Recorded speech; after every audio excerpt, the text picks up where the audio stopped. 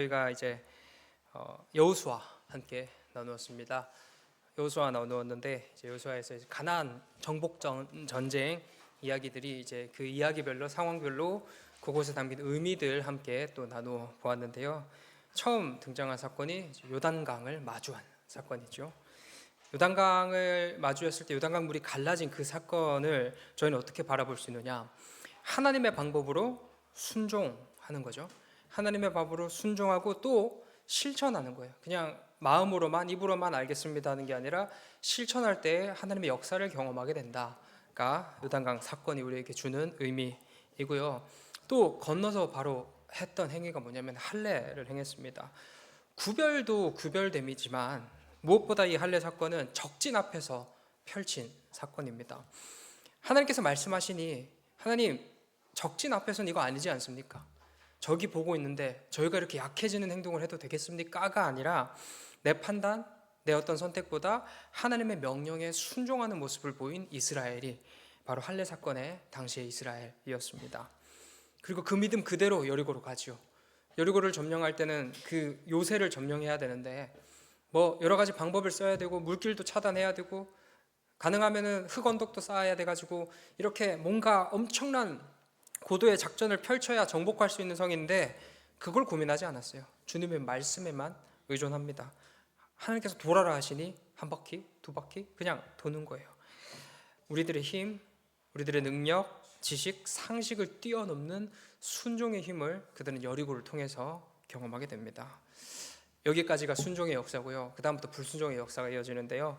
아이성, 아구 작고 초라하다라는 뜻을 가진 쓰레기더미라는 이름을 가진 아이성, 보기에도 작아 보였겠죠. 그래서 우리들의 판단과 생각으로 접근합니다. 불순종한 거죠.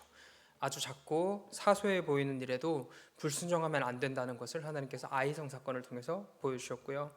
동일하게 기브온 사건으로 넘어가는데 하나님께서 그들과 언약을 맺지 말라고 말씀하셨어요. 섞이지 말라라고 분명하게 말씀하셨는데 하나님께 묻지 않아서 아이성 사건이 벌어졌다고 한다면은 그 다음에는 깨닫고 하나님께 다시 여쭤봐야 되는데 여쭙지 않고 그대로 똑같은 실수를 범하는 이스라엘임을 볼 수 있습니다.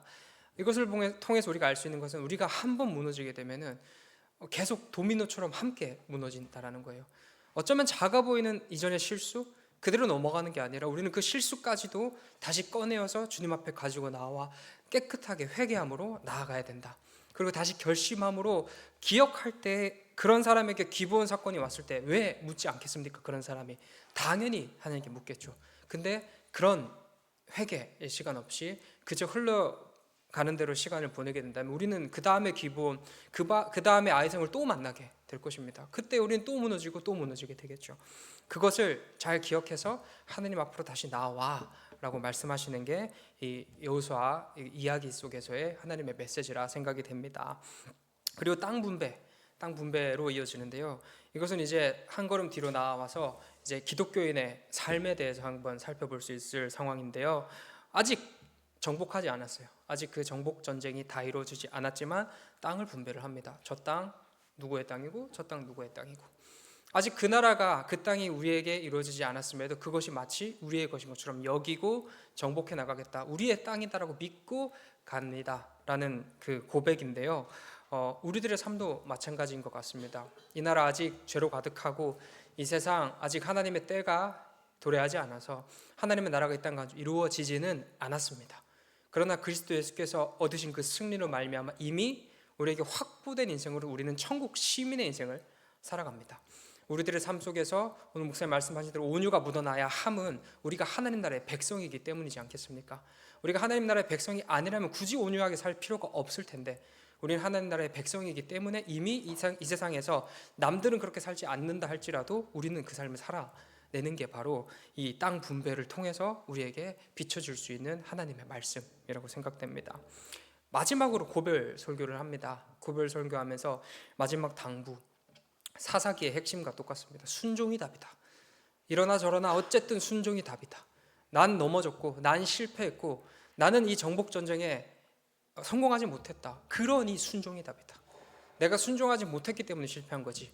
내가 순종했다면 성공했을 것이다. 나는 순종할 것이다. 나와 내 집은 순종할 것이다. 라는 고백과 함께 여호수아가 마무리됩니다. 이어서 오늘 사사기 룻기 넘어가는데요. 사사기 룻기의 초반의 내용은 이제 정복 전쟁의 나머지 이야기를 나오고 있습니다. 초반부에는 나름의 어떠한 긍정적인 이야기가 서술이 되고 있어요. 이스라엘의 일부 지파들이 정복 전쟁을 이어가는데요. 하지만 사사기 전체적인 맥락과 함께 놓고 봤을 때 결국에 이들은 사사기스럽게도 순종에 실패합니다. 하나님께서 진멸하라고, 분명하게 진멸하라고 명령하셨지만 부역군으로 삼으려고 남겨두는 거예요. 하나님의 명령에 순종하지 못하고 내가 판단했을 때 이 사람들을 부역군으로 남겨두면 좀 도움이 될 거다라는 선택으로서 그들을 남겨두기 시작합니다. 이에 하나님께서도 그들을 남겨두셔서 이제 앞으로의 시간 속에서 이스라엘을 찌르는 가시가 되게끔 하시고요, 그들을 우상 숭배로 올가매는 올무가 되도록 그들을 내버려 두십니다. 이후에 펼쳐지는 내리막길은요, 죽음으로 향하는 나선형 내리막길입니다. 이 나선이라 했을 땐 이렇게 빙글빙글 도는 형식이긴 한데 예전에 성화를 설명할 때는 위로 향하는 나선이라고 표현했어요. 우리가 점점 좋아졌다가 실패했다가 좋아졌다 실패했다가 하지만 끝내는 하나님께서 우리를 그 영광스러운 자리로 인도하신다가 이 성화의 나선이라는 데는 반대예요. 사사기에서 보여주고 있는 나선은 점점 더 악으로 치닫는 나선이에요. 이때 나선이라고 표현되는 건 뭐냐면은 구도 때문에 그래요. 불순종, 하나님께 징계하시죠. 그다음에 이스라엘이 회개합니다. 평화를 찾고 회복과 은혜를 경험하게 됩니다. 그런 측면에서는 뭔가 긍정적인 요소가 있지만 끊임없이 다시 이 구도가 반복이 된다는 거예요. 그리고 그 구도가 향하는 곳은 좀 더 긍정적인 곳이 아니라 완전한 악으로, 더 하나님 아닌 곳으로, 더 불순종으로 곤두박질 치는 구도를 사사기는 그려내고 있습니다. 이 불순종하는 이스라엘을 하나님께서 회초리로 다른 나라를 사용하고 계십니다. 돌이키기 위해서, 그들로 그 삶을 그대로 살아가게끔 내버려 두시지 않으시기 위해서 하늘은 회초리를 드시는데 그게 이방 나라들. 하나님은 심판의 목적이 있으시지 않습니다. 돌이킴의 목적이 있으신 거죠. 그냥 화나셔서 혼내는 게 아니라 그 혼냄을 통해서 그들로 하여금 돌이키도록 하기 위한 목적으로서 징계를 내리시는 거예요. 그리고 징계 가운데 이스라엘 백성들 하나님께 부르짖습니다. 회개의 모양은 갖췄다 생각합니다. 사실은 근데 이 사사기의 전체적인 이야기를 보면 이들이 진심으로 회개하고 돌이켜서 회개했는지, 아니면 정말 궁지에 몰려가지고 우리들의 신이었던 그 신께 부르짖었는지는 모르겠습니다. 그러나 그 어떤 모양이든지 그 부르짖음을 들어주시는 하나님이십니다. 이에 사사를 그들에게 보내주셨습니다. 이때 사사는 이스라엘을 통합하는 통솔하는 지도자는 아닙니다. 모든 전체 이스라엘을 관장하는 지도자는 아니고요, 지역별 지도자 정도, 군수나 시장 정도로 저희 생각하시면 될 것 같습니다. 그 지역별로 사건이 일어났고요, 그 지역별로 이런 사사가 일어났고 그 문제를 해결했고, 저런 사사가 일어났고 그 문제를 해결했고 라고 생각하시면 될 것 같습니다. 그리고 이제 평화가 찾아오죠. 사사가 모든 외압으로부터 그들을 물리치고 승리하여 평화를 찾아옵니다. 자, 이제 또 사사기에 반복되는 구도, 등 따시고 배부르니까 다시 딴 생각하죠. 이전에 그 간절했던 마음 온데간데 없고 다시 불순종으로 돌아가게 됩니다. 이렇게 이스라엘의 이렇게 반복되는 구조는 악, 죽음을 향한 나선을 그리면서 내리막길 칩니다. 점점 더 사사기 끝으로 가면 갈수록 악으로 치닫는 이스라엘의 모습을 확인할 수 있습니다. 끝내는 사사마저도 악해집니다. 하나님께서 세우신 사사마저도 마지막에 이르러서는 정말 보잘것없는 모양의 사사로 등장합니다. 이스라엘 민족 모두가 불순종하고 있는 현실을 아주 잘 드러내고 있는 사사기였습니다. 이것은 제가 적어놨듯이 총체적 난국이 아닐 수 없습니다. 우상 숭배하지요, 가난 문화 수용했지요, 자기 소견에 옳은 대로 살아가지요. 그 모든 행동의 정점이 이 사사기에 담겨 있는 내용입니다. 마지막 끝부분에 보면 두 가지 부패가 나타나는데요, 첫 번째는 종교적인 부분에서의 부패가 나타납니다. 미가라는 사람이 나타나고 그는 우상을 만들고 제사장까지 따로 자기가 알아서 세웁니다. 하나님께서 세운 제사장이 아니라 이 자기가 제사장을 세워 그 신을 섬기는 일에서 신의 방법이 아니라 자신의 방법으로 마음대로 제사를 하는 거죠. 그리고 단지파는 더 합니다. 지파, 하나님께서 분배해 놓으신 그 땅을 살아라고, 이미 이루어진 것처럼 살아라고 분배한 그 땅을 떠나서 본인들이 보기에 더 좋아 보이는 땅으로 이주합니다.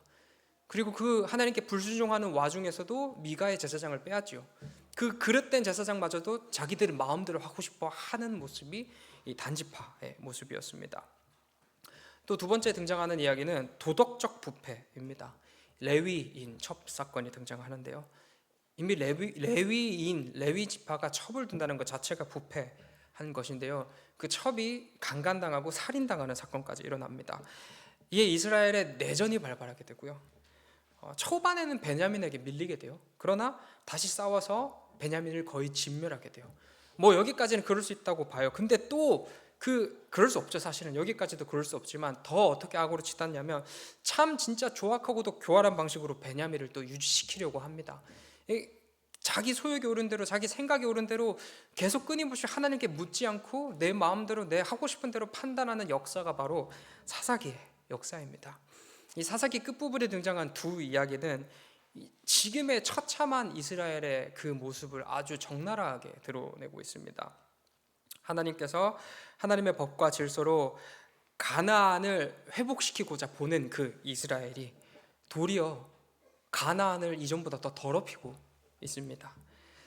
근데 여기서 우리가 성경을 잘 읽어서 아시겠지만 이렇게 멈추시는 하나님이 아니십니다. 하나님께서는 회복을 다시 일으키시는데요. 이스라엘 하나님의 백성입니다. 이대로 무너지지 않습니다. 정확하게 말씀드리면 우리 하나님께서 이대로 무너지도록 내버려 두시지 않으십니다. 사사기 다음에 등장하는 바로 룻기를 통해서 하나님의 뜻을 분명하게 드러내시는데요. 이 룻기를 통해서 하나님의 신적인 사랑을 드러내 주십니다.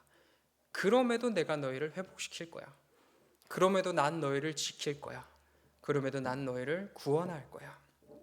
특별히 룻기를 통해서 드러난 바 어떤 자들에게 회복이 임하냐 하면 믿음을 지켜낸 자들, 보아스처럼, 룻처럼 그 신실함을 지켜낸 자들, 하나님을 믿는 자들, 하나님을 의지하는 자들, 하나님의 제도와 법, 질서에 순종하는 자들에게 그 복을 하나님께서 주신다.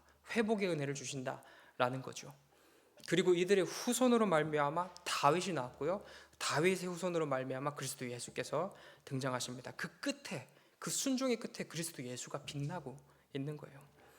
믿음과 순종의 끝에 반드시 분명하게 밝게 빛나고 있는 구원이 그곳에 있음을 분명하게 이 사사기 룻기를 통해서 하나님께서 우리에게 알려주고 계십니다.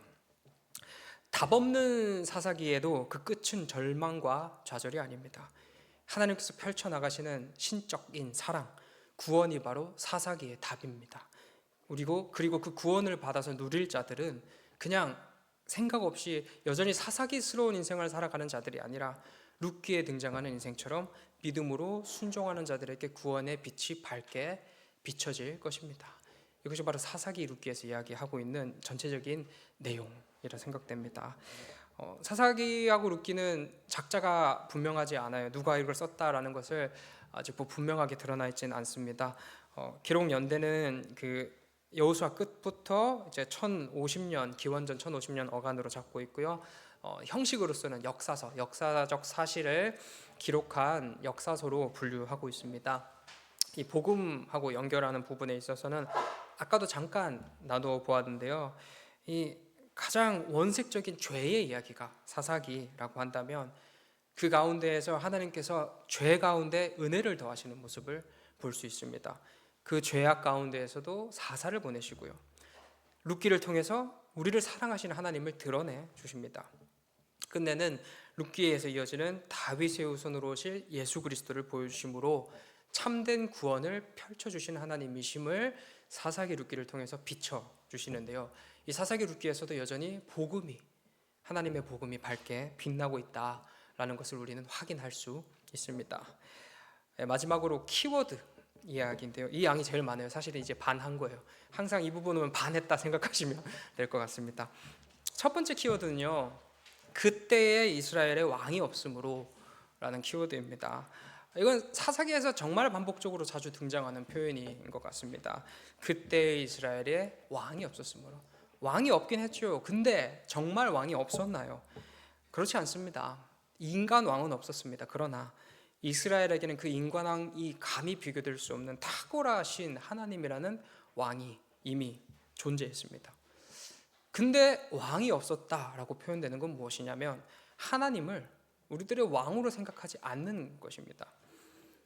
지금껏 그들의 역사, 사사기의 역사뿐만 아니라 여호수아의 역사, 그 이전에 출애굽부터 이어지는 역사를 보면은 하나님의 지키심과 보호하심의 역사밖에 없습니다. 하나님께서 그들을 이끄셨고 그들과 함께 하셨고 그 수많은 기적들 가운데 그들의 역사서가, 그들의 국사가 그렇게 펼쳐지고 있는데 그 하나님을 왕으로 인정하지 않는 것입니다. 어쩌면 지금의 그들이 놓인 이 현실, 지금의 결과는 턱없이 약한 이스라엘에게 있어서 어쩌면 당연한 결과인 것 같습니다. 지금 계속 사사로부터 사사 말고 다른 나라로부터 침략을 받잖아요. 이건 당연한 모습이에요. 왜냐하면 이들 직전의 신분이 뭐냐면 노예예요. 노예는 군사적 훈련을 받지도 않고요. 그냥 눈 뜨면 일만 하는 그런 존재들이에요. 이 노예 출신들이 본거지도 없이 이리저리 떠돌다가 정착했어요. 그들에게 무슨 그 땅을 개간할 능력이 있겠습니까? 그 땅에서 군사력을 기르는 힘이 있었겠습니까? 힘이 없는 게 어쩌면 당연한 집단이 바로 이스라엘이란 집단이에요. 당연히 그러니까 그 자리에서 오랫동안 털을 잡고 있었고 군사력을 길러왔고 정착했던 다른 나라의 그 군사력에 비하면, 힘에 비하면 밀릴 수밖에 없어요. 당연한 거예요, 그들이 밀린다는 것은. 그런데 그런 이스라엘을 하나님께서 지켜주고 계셨어요. 그들은 이미 그들의 삶의 가장 그 중심에서 가장 놀라운 기적들을 눈앞에서 경험하고 있었음에도 불구하고 하나님을 왕으로 인정하지 않는 거예요. 하나님께 순종하는 것보다 교만하게 다른 방식, 다른 것이 더 좋다고 여기며 그것이 참으로 나를 행복하게 해줄 거야 라고 생각합니다.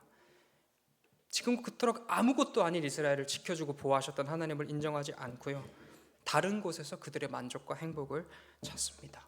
자기 마음대로, 자기 생각대로 판단하고 선택한다는 것을 대변하고 있는 문장이 바로 이때에, 그때에 이스라엘의 왕이 없으므로 라는 문장입니다. 그들은 왜 하나님을 왕으로 인정하지 않았을까요? 먼저는 하나님을 왕으로 인정하는 삶과 그렇지 않은 삶이 너무나도 다른 삶이기 때문입니다. 여호수아가 죽기 전에 외쳤던 순종은요, 당시를 살아가고 있는 대부분의 나라들과는 전혀 다른 방식이었기 때문입니다. 우리나라 빼고 모든 나라가 다 다르게 살아갑니다. 그런데요, 그들은 참 강해요. 그들은 참 잘 먹고 잘 살아갑니다. 그들이 원하는 인간의 그 근본적인 본능을 채워주고요, 그들의 삶은 그들의 인생을 만족시켜주기에 충분합니다. 아니, 차고 넘치는 인생을 주변의 국가들이 살아가고 있어요. 반면에 우리나라 어떻습니까? 약해 보이죠. 눈에 보이는 어떠한 화려함도 없어요. 툭 치면 쓰러질 것 같고 후 불면 날아갈 것 같습니다. 그게 사실이죠. 아까 본 것처럼 그게 사실이기도 합니다. 뒤처집니다. 도태됩니다. 그러니 더더욱 다른 것을 잡을 수밖에 없었을 것 같습니다. 이 다름을 잡았을 때 만약에 하나님께 순종하지 않고 하나님께 순종하는 이 다름을 이스라엘 백성들이 잡았을 때, 안 그래도 지금 약해져 있는 내가 더 약해질까 봐, 내가 순종하면, 내가 하나님을 선택하면, 왕으로 선택하면 더 강해지는 게 아니라 저 나라들과 다른 삶으로 살아가는 것이기 때문에 내가 더 약해지고 내가 더 도태될까 봐 두려워서 하나님을 선택하지 못하는 경우도 있었을 것 같습니다. 이 경우는 소극적인 경우인 것 같아요. 또 하나님을 의지하지 않는 적극적인 경우는요, 하나님을 순전한 도구로 생각했던 것 같습니다. 내 소원을 이루어줄 도구, 나의 목적을 달성시켜줄 도구로 하나님을 선택한 거죠. 부르짖었습니다. 평화 주셨어요. 목적이 달성된 것입니다. 그러니 단물 빠진 하나님을 더 이상 의지하지 않습니다. 내 마음대로, 내가 하고 싶은 대로 그 소욕대로 살아가는 거죠. 어쩌면 우리에게도 이 양면이 다 있을 것 같습니다. 우리는 우리가 성공하지 못할까 봐 두려워서, 그렇게 하나님 선택하면 도태될까 봐 두려워서 용기가 없어서 하나님을 신뢰하지 못할 때도 있을 거고요.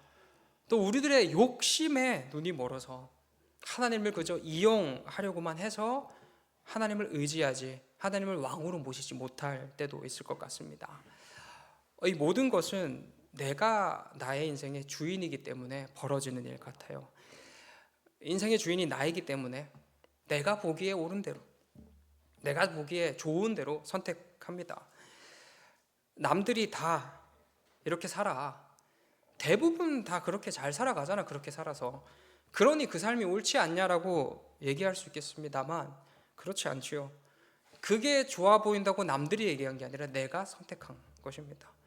다들 그렇게 산다 해서 다들의 의견이 아니라 내가 그 삶이 옳다라고 내가 선택한 것이죠. 하나님께서 우리에게 끊임없이 말씀하십니다. 그 길이 아니야. 돌이켜라. 나를 따르라 라고 말씀하십니다. 하지만 우리가 우리 스스로 그 길을 선택하지 않은 것입니다. 왜 그럴까요? 좋아 보이지 않아서죠. 하나님을 선택하는 게 그리 내 인생에 도움이 되지 않아서. 나는 잘 먹고 잘 사는 게 중요한데, 나는 내 삶에서 성공하는 게 중요한데, 나는 내 분야에서 더 탁월해지고 강해지고 더 훌륭해지는 게 나의 인생에 있어서 정말 중요한데 하나님은 그게 답이 아니라 라고 말씀하시니까 나는 그런 답을 원하지 않아서 하나님의 길을 가지 않는 것입니다. 그렇기 때문에 하나님을 왕으로 인정하지 않는 모습인 것입니다. 사사기의 질문은요, 과연 너희는 하나님이면 충분하니? 라는 질문입니다. 이에 대한 답은요, 아니요, 충분하지 않으니까 내 마음대로 하렵니다. 우리에게도 동일한 질문이 던져집니다. 너희는 하나님이면 충분하니? 아니요, 하나님도 있어야 하지만 하나님 이것도 있어야 되고 저것도 있어야 되고 이것도 나에게 충만히 있어야 합니다. 그렇게 된다면 우리들의 왕도 하나님일 수 없습니다. 그렇게 된다면 우리도 하나님을 왕으로 인정하지 않는 것이죠. 우리에게도 다른 것이 우리의 만족이고 다른 것이 우리의 기쁨이며 그렇게 살아가게 된다면 우리도 사사기스러운 인생을 살아가고 있는 것입니다. 극악으로 치닫는 인생, 처참하게 무너지는 인생, 사사기스러운 불순종의 인생을 우리도 살아가고 있는 것 같습니다. 여기서 멈추지 않죠. 두 번째 키워드가 등장합니다. 그럼에도 불구하고 라는 건데요, 두 가지 그럼에도 불구하고가 있습니다. 첫 번째 그럼에도 불구하고는요, 그럼에도 불구하고 이스라엘을 지키시는 하나님이십니다. 지금까지 엄청 부정적인 말씀들을 제가 드렸는데요, 이토록 악하죠. 참 악하죠. 하나님께 전면전을 펼쳤고 하나님 싫습니다, 믿습니다, 나는 내 마음대로 하렵니다. 물론 소극적이든 적극적이든 어쨌든 하나님께 불순종하는 길이에요. 그런 이스라엘임에도 불구하고 그들을 향한 사랑을 절대 거두지 않으시는 하나님이십니다.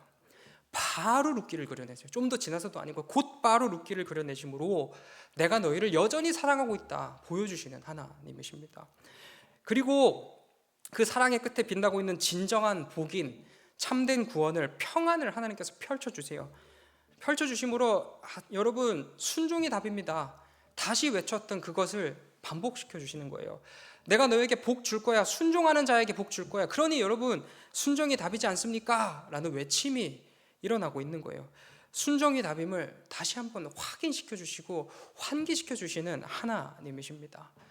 이 이야기를, 지금까지 이야기를 보면은 사실 하나님께서 창조주이신, 전능하신, 전지하신 우리의 권능자이신 그 하나님께서 우리를 설득하실 필요가 있으시겠냐라는 질문이 던져졌어요.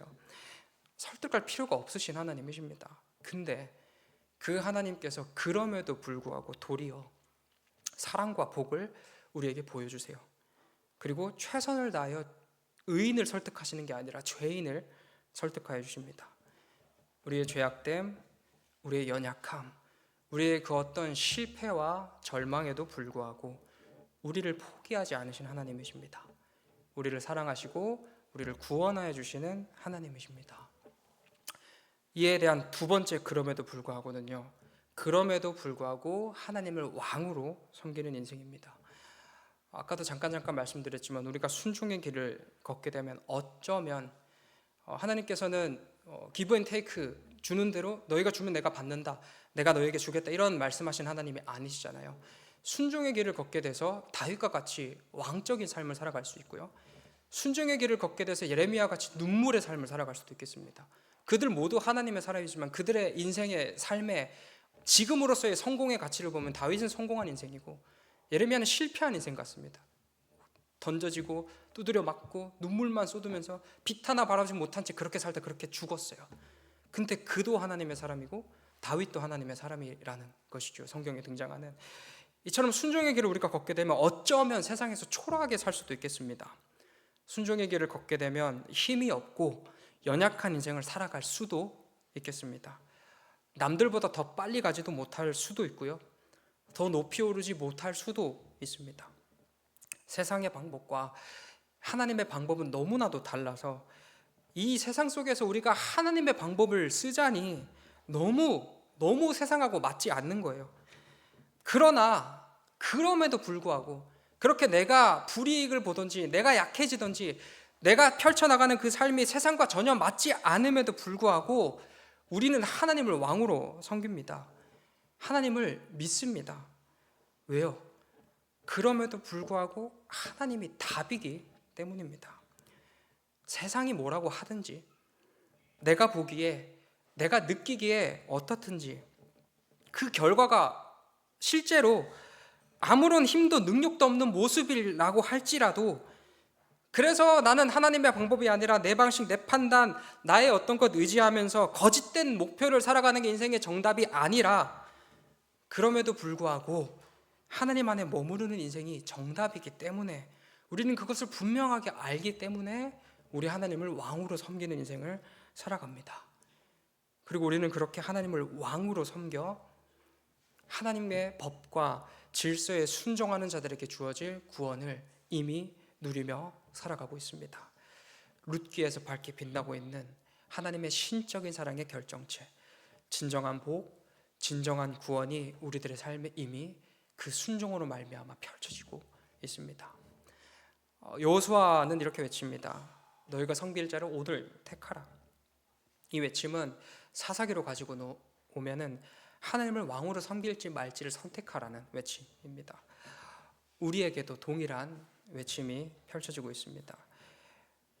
이 동일한 외침 앞에 우리는 어떤 것을 선택하시겠습니까? 하나님 없는 성공, 하나님을 떠난 만족, 하나님을 떠난 그 어떤 부유함, 하나님을 떠난 권력, 하나님을 떠난 명예를 선택하시겠습니까?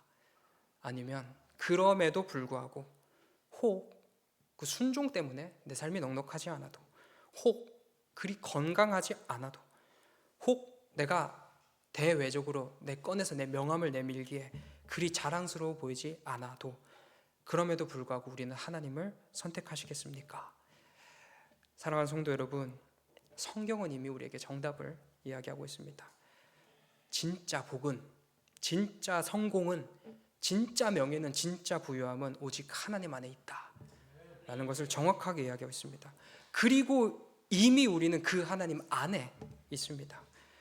우리에게는요, 이미 확보된 진정한 복과 명예와 부유함이 이미 우리에게 있습니다.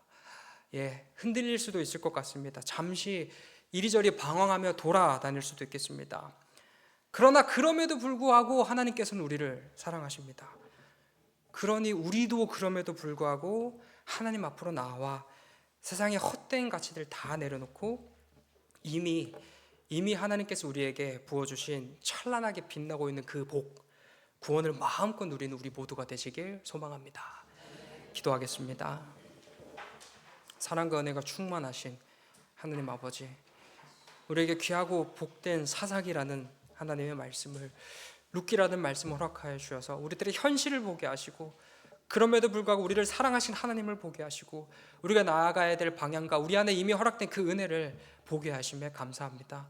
우리 앞으로 펼쳐질 모든 성경 읽기를 통해서 하나님께서 지금 우리에게 말씀하시는 그 모든 것들 마음껏 누리면서 마음껏 기뻐하면서 살아가는 우리 모두 될 수 있게 주님, 우리들의 마음과 생각, 시간을 주장하여 주시옵소서. 감사드리며 예수님 귀하신 이름으로 기도드립니다. 아멘.